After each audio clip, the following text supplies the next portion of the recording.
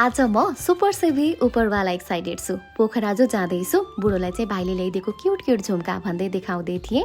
म चाहिँ रेडी भइसकेको छु, टाढा र गमलाहरूलाई यता सार्दिएँ होइन, हामी नभएको बेलामा फेरि असर गर्छ कि भनेर ठुलो पानीले।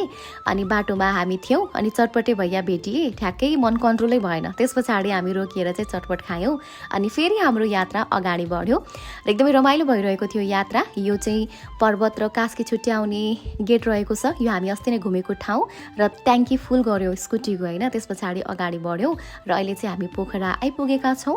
अहिले हामी नागडुङ्गा साइड जाँदैछौँ किनकि त्यहाँ एकदमै फेमस भुटुवा घर रहेको छ। धेरै दिनदेखि मलाई भुटुवा एकदमै खान मन लागिरहेको थियो होइन। यहाँ चाहिँ एकदमै फेमस अनि मिठो भुटुवा ताजा होइन पाइन्छ भनेर चाहिँ खान आएको हामी चाहिँ। र त्यस पछाडि रुमको फिक्स भयो, हामी चाहिँ न्यू रोडमा बस्ने भयौँ। काम पनि छ प्लस अरू घुमघाम पनि हुन्छ होइन। पानी पर्यो बाहिर निस्किने भनेको फेरि रुममा आयो होइन।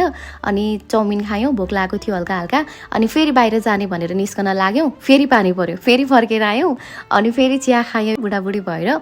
त्यस पछाडि अब त पानीले छोड्यो भनेर फेरि हामी निस्क्यौँ लेक साइडतिर बुढा र म भएर। र एकदमै हुन्छ नि पोखरा भन्ने बित्तिकै अब अलिकति पानी पर्ने ठाउँ नै हो। त्यसपछि अब हप्ता 10 दिन जति नै भइसक्यो रेगुलरली दिउँसो चाहिँ पानी पर्न लागेको छ। अनि यता लेक साइडतिर आएर मकै खायौँ बुढाबुढी भएर।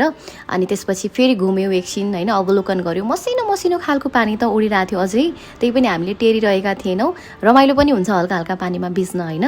त्यसपछि हामी घुम्दै नै थियौँ। अब कहिलेकाहीँ अब काम पनि हुने अनि त्यस पछाडि यसरी अब इन्जोय पनि गर्न मन लाग्ने, गर्नु पनि पर्छ होइन। कहिले कहिले चिल पनि गर्नुपर्छ, फिल पनि गर्नुपर्छ होइन। र त्यसपछि हामी आयौँ अहिले चाहिँ चिप्ले ढुङ्गा र मेरो फेभरेट माडवाडीमा आएका छौँ। मसाला डोसा खाने मैले, बुढोले चाहिँ जिरा चामल खाने यस्तै के थियो अनि मगायौँ। अनि बुढो र म भएर इन्जोय गऱ्यौँ र बाहिर निस्केको बेलामा नयाँ नयाँ ट्राई गर्न मन लाग्ने उही त अनि होइन। र त्यस पछाडि चाहिँ हामी इन्जोय गऱ्यौँ, खानेकुराहरू खायौँ दुवैजनाले होइन। रमाइ इन्जोय गरिरहेका थियौँ। त्यस पछाडि त्यहाँदेखि निस्केर फेरि यतातिर आएँ। मलाई एकदमै काँटा चाहिएको थियो, भाँचियो एउटा।